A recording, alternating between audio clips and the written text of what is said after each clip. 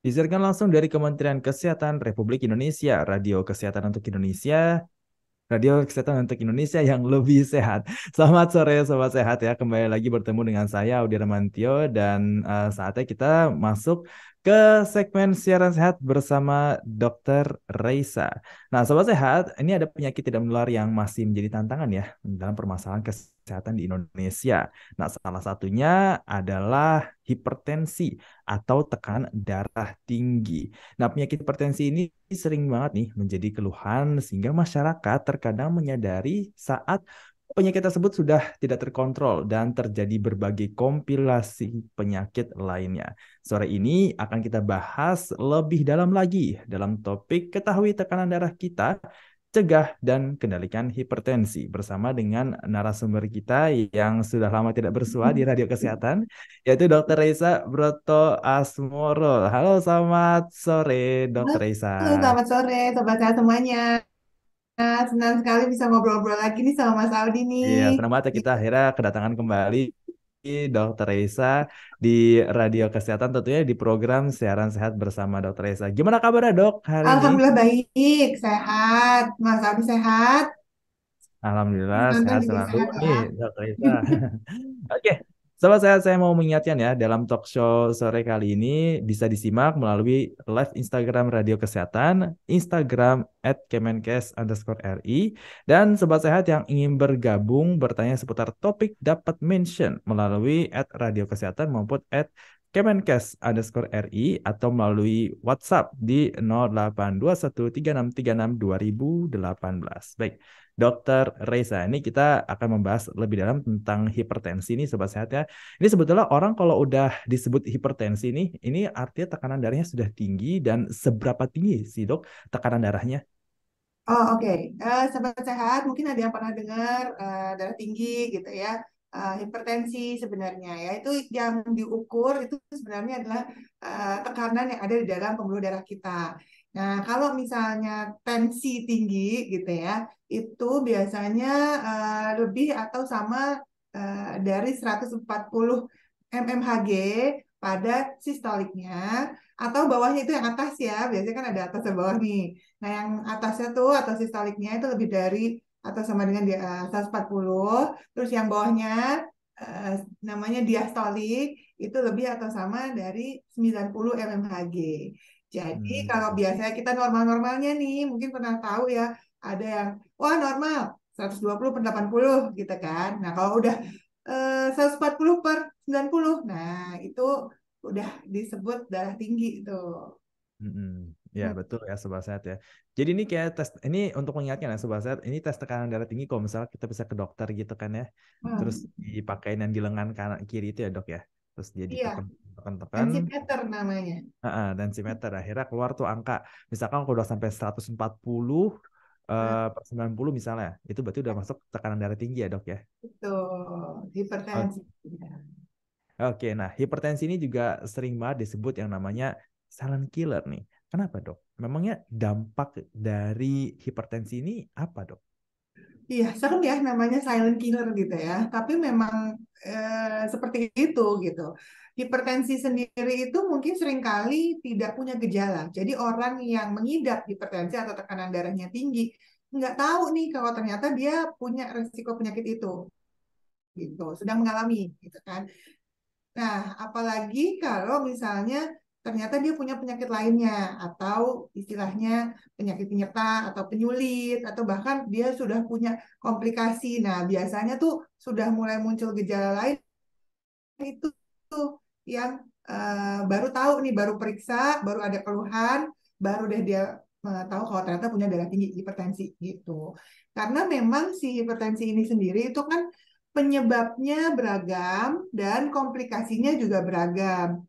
Jadi ada misalnya kalau udah punya hipertensi, dia itu beresiko terhadap penyakit kardiovaskular lainnya, misalnya penyakit stroke, penyakit jantung, terus atau gagal ginjal, bahkan gangguan di mata yakni ada retinopati itu jadi rusak gitu retinanya atau ada gangguan saraf dan lain sebagainya. Tapi bisa juga yang punya penyakit-penyakit itu tadi akhirnya punya penyakit hipertensi. Jadi misalnya orangnya udah punya penyakit ginjal, Terus kemudian dia akhirnya punya dia tuh penyakit hipertensi gitu. Jadi kayak memang saling berhubungan ya satu sama lainnya. Nah, ada juga orang-orang yang punya darah tinggi tapi nggak ada penyakit itu tadi, atau jangan sampai lah ya punya penyakit seperti itu, tapi udah punya keluhan, misalnya sering sakit kepala atau keluhan jantungnya berdebar dan pusing gitu ya, kayak penglihatannya kabur, susah fokus gitu. Terus atau misalnya ada perasaan-perasaan, oh kok kayaknya gampang capek gitu ya, atau sakit di daerah dada gitu dan lain sebagainya. Yang pasti sih keluhan-keluhan itu akan mengganggu kualitas hidup seseorang ya, apalagi kalau kita kan masih di usia produktif ya, masih bekerja dengan rutin, punya kegiatan, terus punya hipertensi. Nah, itu pasti akan terganggu deh keseharian kita. Karena memang sebenarnya hipertensi ini bisa saja dialami oleh semua usia. Jadi nggak hanya, mungkin kita tahu dulu orang yang punya darah tinggi hanya pada lansia gitu ya, ternyata enggak juga. Makanya nggak bisa disepelekan, apalagi hipertensi ini nggak bisa hilang begitu saja. Ya, ada istilahnya hipertensi ini harusnya terkontrol. Jadi dalam kondisi yang terkontrol. Jadi nggak bisa minum obat langsung sembuh. Kayak misalnya demam langsung hilang demamnya gitu. Dia minum obat hipertensi langsung hilang hipertensinya. Nah, ini susah. Jadi memang mungkin bisa terkontrol dan diupayakan terus agar tekanan darahnya tetap di ambang batas normal, yakni 120/80 gitu ya, atau yang memang normal, tidak ada gejala sehari-hari gitu ya, makanya tetap harus cek terus.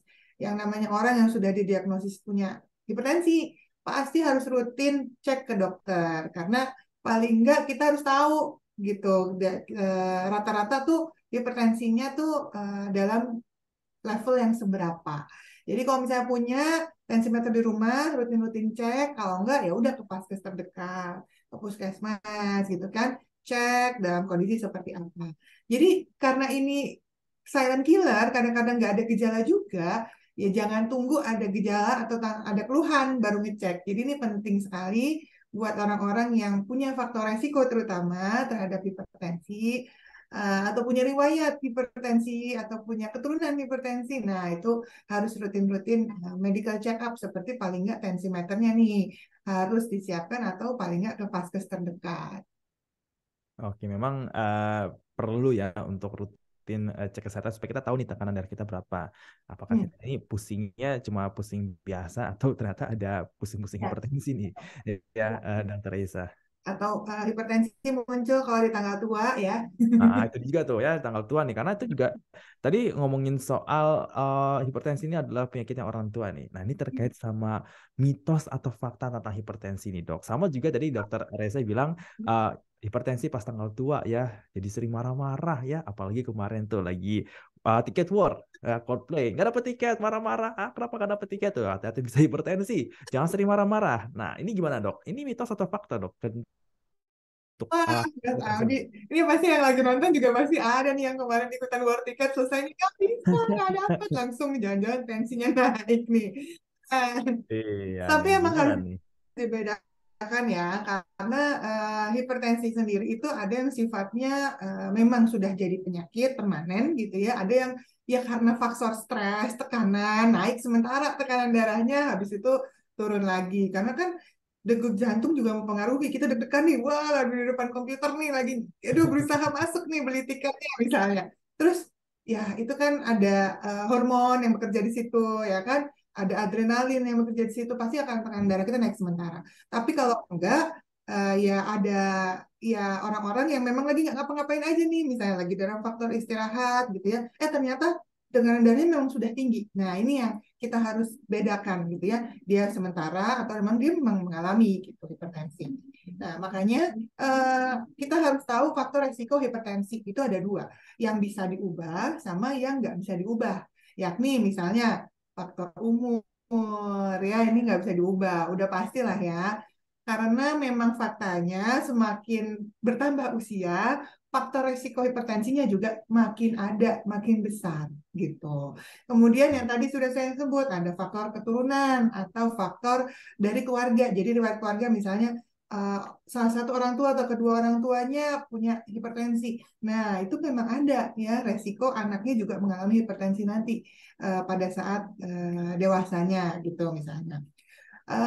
Tapi yang paling beresiko sebenarnya, yang paling menentukan nih adalah gaya hidup atau pola hidupnya sehari-hari. Kalau misalnya dia punya gaya hidup yang nggak sehat, yang mendukung nih tercetus atau terciptanya si hipertensi ini sendiri, ya ini pasti bisa masuk juga, bisa menyebabkan hipertensi. Tapi ini sebenarnya Mas Audi ya dan healthier semuanya ini termasuk faktor risiko yang sebenarnya dapat kita ubah. Nah, termasuk tadi saya sempat baca nih di kolom komen yang bertanya nih ya, termasuk merokok, ya itu benar banget. Itu kan bisa kita ubah, ya kan? Kebiasaan seperti merokok, kurang makan sayur, konsumsi garam berlebih, faktor kegemukan atau overweight, obesitas, kurangnya aktivitas fisik, kurang olahraga, kemudian ada stres. Nah, itulah sebenarnya faktor-faktor resiko yang bisa kita ubah. Jadi, dengan cara apa? Nah, ini saya mau ngutip dari Kemenkes ya. Karena Kemenkes ini udah bikin nih istilahnya, singkatannya. Yakni yang pertama adalah cerdik. Jadi C-nya itu adalah cek kesehatan, kemudian E-nya enyahkan asap rokok, R-nya adalah rajin olahraga, D-nya diet makan seimbang, I-nya istirahat cukup, dan K-nya kelola stres. Nah, dengan cerdik itu tadi, kita bisa memperbaiki gaya hidup sehat kita, dan ini bisa menghilangkan nih faktor-faktor risiko yang bisa diubah terhadap hipertensi itu tadi. Tapi ya, balik lagi, yang paling penting sebenarnya adalah kita konsisten menjalaninya. Jadi jangan, wah iya habis kita ngomongin soal ini gitu ya, ternyata bisa semangat, ntar minggu depan lupa lagi kita jalaninnya. Nah, jangan. Yang paling penting adalah konsisten. Jadi tetap rutin. Gitu, Mas Audi. Iya, sobat sehat. Ya. Jadi mungkin sobat sehat udah bosen ya dengar kata cerdik nih kalau di setiap talk show keluarga sehat ya, Oh gitu radio ya. kesehatan. Karena tadi pagi kita juga ngebahas soal ini juga nih. Ya ada cerdiknya juga nih soal Oh gitu. Tapi itu cerita. paling enak sih, memang kan paling mudah diterapkan juga. Kita gampang Iya, ingatnya. Jadi biar ini kan biar ya. sampai ngotok nih ingatannya para healthier semua nih, sobat sehat nih. Ya, bener banget ya sobat sehat ya. Jadi mungkin sobat sehat bosan dengar kata cerdik, tapi perlu diingat nih sobat sehat ya. Cerdik itu sangat mudah dilakukan dan murah ya, tapi dampaknya besar banget nih ya. Ya nggak sih, Benar. Dokter Risa? Mudah Nah diingat, tadi, tapi harus mudah juga hmm? untuk dilakukan kan. Iya, betul banget nih. Nah, tadi kan juga mention kan soal pola makan, ya kan, just nggak boleh mager ya, harus rajin olahraga. Ini harusnya menjadi pengingat diri nih, dok ya. Tapi ada satu nih tentang menjaga pola makan itu mengatur kadar makanan yang kita makan, seperti gula, garam, dan lain sebagainya. Nah, ada nggak sih, dok, batasan tertentu untuk mengonsumsi ya, kayak garam atau gula dalam sehari? Itu gimana, dok? Oke, pasti ada ya hitungannya ya. Kan GGL nih, gula, garam, lemak ya. Kalau Hmm. dari Kemenkes nih sudah dibikin nih GGL. Gula itu maksimal 4 sendok makan, garam itu maksimal 1 sendok teh, dan Hmm. lemak itu 5 sendok makan per harinya loh ini ya. Jadi Hmm. bukan per kali makan ya. Dan ini termasuk dari yang gula dan garam atau lemak yang hidden atau tersembunyi yang termasuk udah di dalam makanan kita, bukan ditambahkan lagi gitu. Jadi hati-hati dalam konsumsi yang berlebihan. Kalau urusan garam ini sendiri, ini biasanya paling banyak kita temukan sebenarnya sehari-hari dalam makanan kemasan yang sudah siap jadi biasanya. Ya, itu biasanya garamnya tinggi sekali. Cuma kan Hmm. orang kadang-kadang nggak mau baca ya Mas Audi ya, kayak tulisannya kecil-kecil di komposisi, terus nggak tahu nih patokannya, paling mungkin pakai bahasa-bahasa istilah kimia gitu ya, Ya. natrium atau sodium gitu kan ya. Yang berapa itu juga nggak tahu takarannya gimana gitu. Nah, jadi hati-hati, lebih baik kita konsumsi makanan-makanan yang memang sudah terlihat nih atau cemilan-cemilan yang lebih sehat ya, yang biasanya menghindari dalam bentuk kemasan atau dalam bentuk penambahan gula garam itu tadi yang berlebihan. Jadi hati-hati. Apalagi yang punya faktor risiko itu tadi ya. Iya, benar banget ya dok ya. Karena yang biasa di makanan kemasan itu bukan sekedar garam dok, tapi ada micinnya juga nih. Micin kan gabungan gula garam. Jadi ya sama Iya, aja iya gitu kan. Udah digabung lagi dua-duanya kan. dua-duanya. Iya kan. Emang rasanya sih pasti jadi enak ya. Tapi kadang yang Oh, enak itu belum tentu sehat ya dok ya. sebenarnya sih nggak apa-apa, asal sesuai takaran itu tadi. Jadi Hmm. kan kita bisa nih milih-milih makanannya apa, sesuai porsinya gitu ya. Kalau udah tahu tadi habis makan yang udah nih tercukupi nih ya kebutuhan kita 1 sendok teh. Ya pas saat jam makan lainnya atau pada saat cemilannya ganti cemilan yang lebih sehat yang nggak mengandung itu tadi. Jadi tetap bisa Nah, kok. contoh nih cemilan saat Nah, apa nih dok? contohnya cemilan sehat, wah kalau misalnya masakan Indonesia banyak banget sebenarnya Mas. Mm-mm. Kan kalau kita mikirin misalnya makanan superfood, kita suka misalnya yang kayak apa ya, gorengan-gorengan itu ya. Nah itu Ya. juga ada hiddennya nih. Gimana kalau Heeh. kita olah dengan yang lebih sehat, tapi bisa jadi cemilan juga. Misalnya Mm-mm. kita mau makan ubi nih, daripada digoreng lebih baik dikukus misalnya, atau dibikin kayak apa ya, makanan yang ada kuahnya gitu kan. Mm. Nah, itu kan juga bisa tetap enak. Atau diparutin pakai kelapa misalnya. Iya. Gulanya bisa dipakein gula merah gitu kan. Nggak perlu yang harus manisan-manisan gitu kan banyak. Atau Mm-mm. cemilan-cemilan sehat lainnya misalnya hmm, dari buah-buahan. Nah, kadang-kadang buah-buahan ditambahin lagi nih yang mengandung lemak-lemak dan gula misalnya kan. Tambahin karamel atau apa gitu. Nah, itu yang harus hati-hati. Jadi kalau tadi udah makan yang kandungan GGL-nya tadi tinggi ya jangan ditambahin juga di situ gitu. Jadi pilih-pilih makanan hariannya biar nggak berlebihan intinya. Ya mungkin kalau saya sih kalau ngemil tuh enaknya kalau mau ngemil buah pakai anggur ya. Jadi anggur Oh iya. itu tadi cuma makan 5 jadi banyak gitu kan. Nggak kerasa kan emang anggur kalau warna apa apalagi kalau anggurnya manis banget tuh. Nah, kalau tuh. Manis buah ya, manis buah kan masih oke Iya. ya. Iya, itu dia. Gula tambahan ya. Iya. Nah, kita jadi udah ngebahas soal berbagai pencegahan tentang hipertensi. Tapi bagaimana bagi mereka yang sudah menderita hipertensi, Dok? Apakah ada tips hidup sehat dan itu tadi ya bisa mengontrol hipertensinya bagaimana, Dok? Oh, oke. Jadi bagi para penderita hipertensi ya, pastikan untuk selalu memantau dan mengontrol tekanan darahnya. Jadi kalau misalnya sudah tahu punya hipertensi, pasti kan sudah pernah periksa nih ke dokter gitu ya, udah tahu apa yang harus dilakukan. Biasanya tuh dokter akan menyarankan kayak misalnya, oh ya pola makannya harus seperti ini, diet sehatnya dengan konsumsi makanan tertentu, menghindari makanan-makanan tertentu gitu kan ya. Terus harus olahraga rutin gitu setiap minggunya berapa menit, berapa lama, apa saja yang boleh dilakukan, itu kan berbeda-beda nih setiap orang, jadi harus disesuaikan. Jadi sebaiknya konsultasi dulu ke dokternya untuk tahu solusinya apa. Terus biasanya juga akan ada regimen obatnya yang harus dikonsumsi setiap hari. Nah, ini yang nggak boleh lepas. Kadang-kadang ngerasa udah enak, nggak ada keluhan, nggak diminum lagi obatnya. Tahu-tahu hipertensinya mengakibatkan tadi komplikasi penyakit yang lain. Nah, ini juga harus hati-hati. Jadi memang akan ada patokannya nih biasanya. Dokter tuh akan, oh ya, akan mencoba satu regimen obat. Ternyata kalau kurang efektif akan dikombinasi obatnya, misalnya gitu. Jadi jangan nanya ke tetangga ya, kamu darah tinggi obatnya apa? Aku juga mau minum yang sama. Itu bahaya. Jangan, jangan, jangan.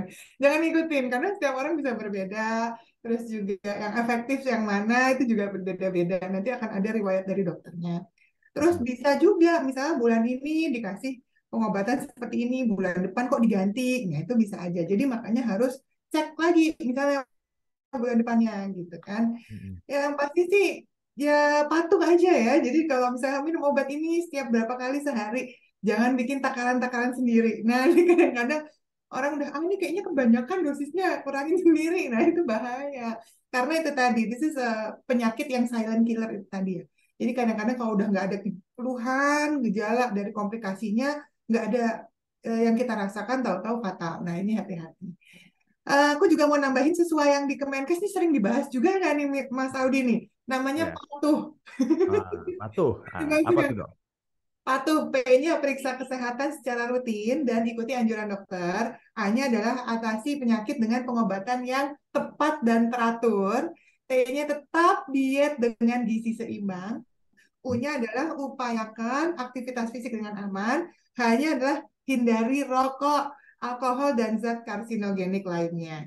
Termasuk rokok yang pasif ya, jadi bukan cuma orang yang merokok, tapi perokok pasif itu juga sama berbahayanya dengan orang yang merokok. Jadi kalau ada di lingkungan yang merokok, keluarganya mungkin hati-hati juga, karena berarti orang yang dalam satu tempat tersebut, satu keluarga tersebut beresiko yang sama, gitu. Iya, itu kuncinya adalah kita memang harus menjalankan pengobatan dengan baik sesuai dengan anjuran dokter, bukan yang katanya-katanya nih ya, oh katanya saudara saya atau kata tetangga saya ini obat ini manjur gitu kan, terus kita ikut obat yang sebelah gitu kan.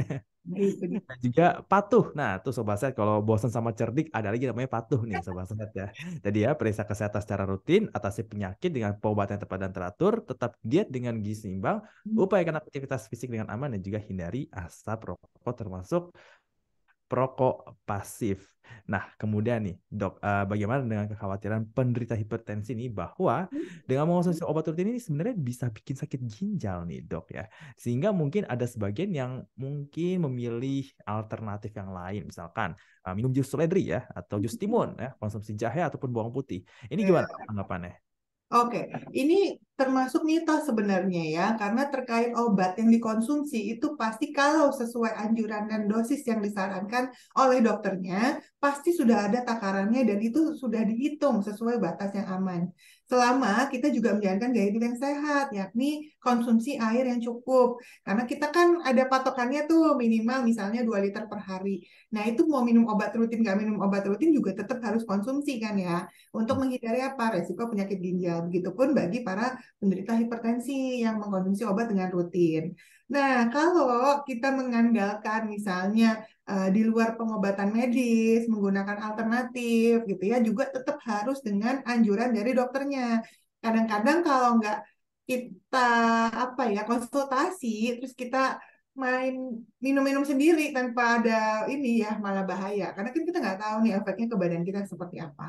Mm-mm. Sebenarnya yang cukup paling terkenal gitu ya, yang biasanya orang mau nurunin darah tinggi tuh pakai ini, yakni adalah biasanya seledri, terus juga timun, ada juga pare katanya gitu ya, di jus kayak atau dimakan gitu aja atau gimana lah gitu, atau ekstraknya itu.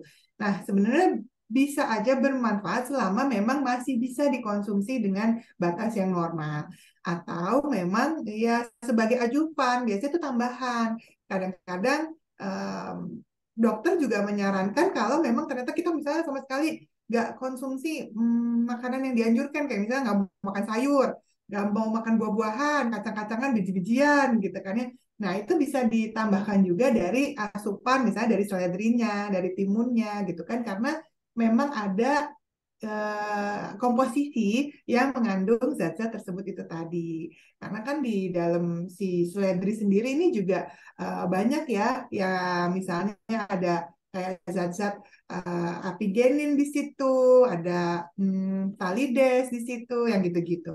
Itu bisa membantu untuk mengontrol regulasi tekanan darah. Tapi dosisnya nih balik lagi, nggak bisa kita hanya mengandalkan itu aja. Karena kalau misalnya kita cuma makan dari seledrinya doang gitu ya, mau berapa banyak sih baru bisa efektif gitu kan. Tetap harus ada pengobatan yang dianjurkan oleh dokternya. Karena kalau misalnya kita nggak tahu penyebabnya apa, nggak sesuai nih, misalnya oh hipertensinya diakibatkan oleh penyakit lainnya gitu ya.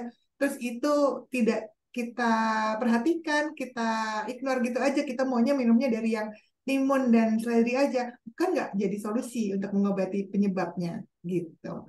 Jadi ya tetap harus konsul ya ke dokternya dan pastikan juga konsumsinya itu yang sudah mendapatkan izin Badan POM ya, karena kalau kita metik sendiri belum tentu zat-zat itu tadi tuh ada di setiap petikannya dengan dosis yang aman untuk kita konsumsi. Betul sekali. Jadi sesuai dengan anjuran dokter kembali lagi sebenarnya nggak apa-apa asalkan memang setelah berkonsultasi dengan dokter ya, bukan kembali lagi katanya si Anu, katanya si itu, apalagi self diagnose ya, cari-cari sendiri di Google. Nah, itu jangan sampai ya. Betul, betul. Baik, Mas Zahid, kita sudah ada beberapa pertanyaan yang masuk nih dari live Instagram Radio Kesehatan. Ada pertanyaan dari Sobat Sehat dari Oke. Karawang yang menanyakan, Dok, kalau sebelumnya tekanan darah normal tiba-tiba dicek tekanan darahnya tinggi, apakah langsung dinyatakan menderita hipertensi dan bagaimana cara mengukur tekanan darah yang benar? Silakan, Dok. Oke. Biasanya akan dilakukan pemantauan berkala ya. Jadi yang seperti saya bilang tadi, belum tentu sekali ngecek orang langsung dinilai hipertensi. Bisa aja tadi ya, habis stres, kerja berat, atau tadi habis working tadi ya, terus tekanan darahnya tinggi, nggak langsung dicap begitu. Akan ada pengulangan pemeriksaan gitu ya, untuk menentukan memang dia si hipertensi atau tekanan darahnya ini bertahan atau tidak.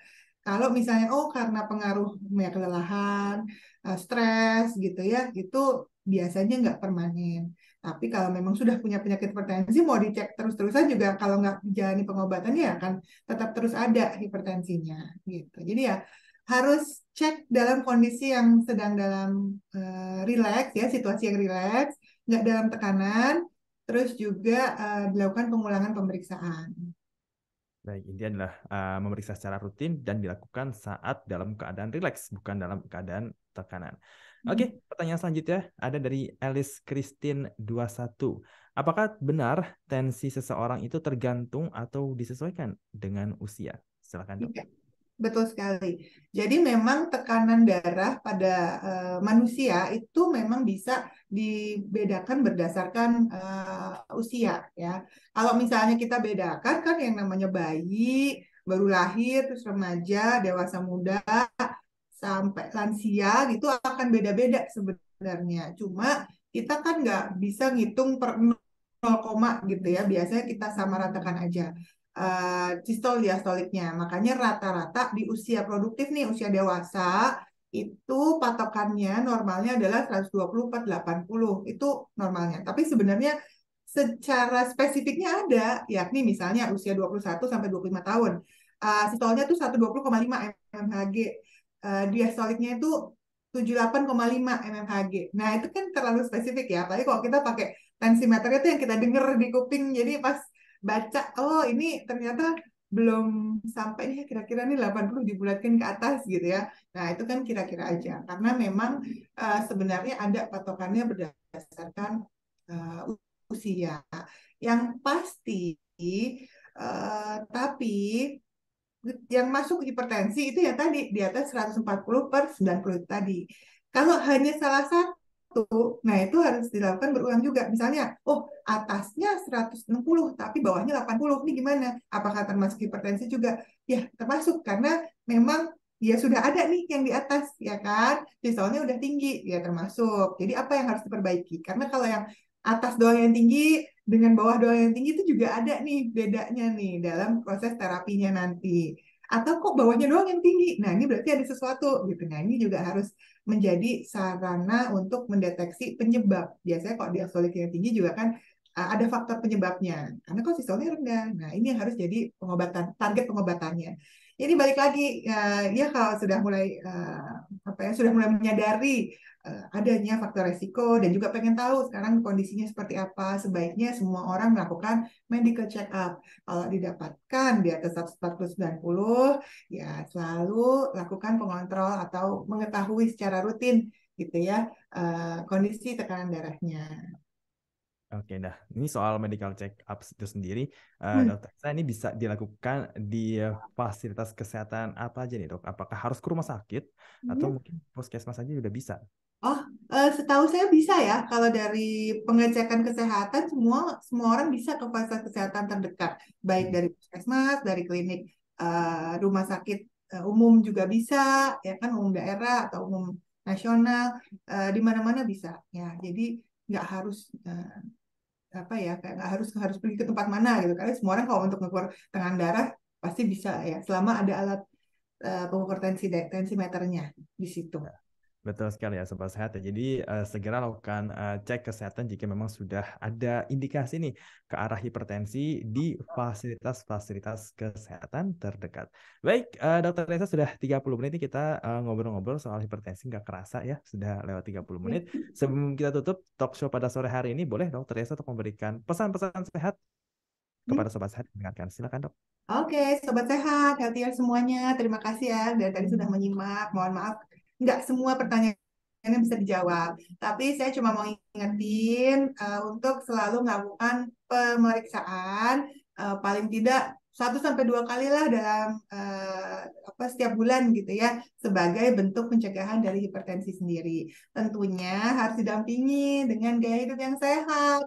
Jadi harus olahraga teratur, terus harus menjalankan pola makan gizi seimbangnya. Dan untuk semua yang mungkin sudah menderita hipertensi, tetap semangat dan pastikan selalu kendalikan tekanan darahnya. Tetap semangat untuk melakukan pemeriksaan secara rutin, konsul ke dokternya, dan tetap semangat juga untuk menjalankan pengobatannya. Semoga tidak ada komplikasi yang muncul dan cepat sehat kembali. Dan sejalan juga nih dengan tema Hari Hipertensi tahun 2023 ya, Mas Audi ya. Temanya adalah ukur tekanan darah Anda secara akurat, kendalikan hidup lebih lama. Sehat semuanya. Iya, kendalikan tekanan darah kita ya dengan rutin melakukan cek kesehatan seperti yang tadi saya ingatkan di tingkat fasilitas kesehatan terdekat seperti puskesmas sudah bisa loh sobat sehat. Baik, sobat sehat demikian tadi ya perbincangan kita dalam topik ketahui tekanan darah kita, cegah dan kendalikan hipertensi bersama dengan narasumber kita pada hari ini, Dr. Reza Broto Asmoro. Terima kasih Dr. Reza sudah hadir kembali di Radio Kesehatan dan ngobrol-ngobrol sama Sobat Sehat tentang hipertensi. Semoga sehat Sama-sama. selalu Dr. Reza dan ya selamat beraktivitas kembali. Sampai bertemu lagi ya dok. Baik, Sobat Sehat, untuk informasi kesehatan dapat kita akses di website kemkes.go.id maupun sosial media Twitter @kemenkesri, Halo Kemenkes, Halo Kemkes 15567, serta tentunya di radiokesehatan.kemkes.go.id. Terima kasih untuk Sobat Sehat yang telah bergabung, baik melalui Radio Kesehatan maupun sosial media Instagram Kemenkes_RI dan Radio Kesehatan. Saatnya saya, Audi Romantio, bersama dengan Dr. Reza, serta kru yang bertugas pamit undur terlebih dahulu dan saya ucapkan salam sehat.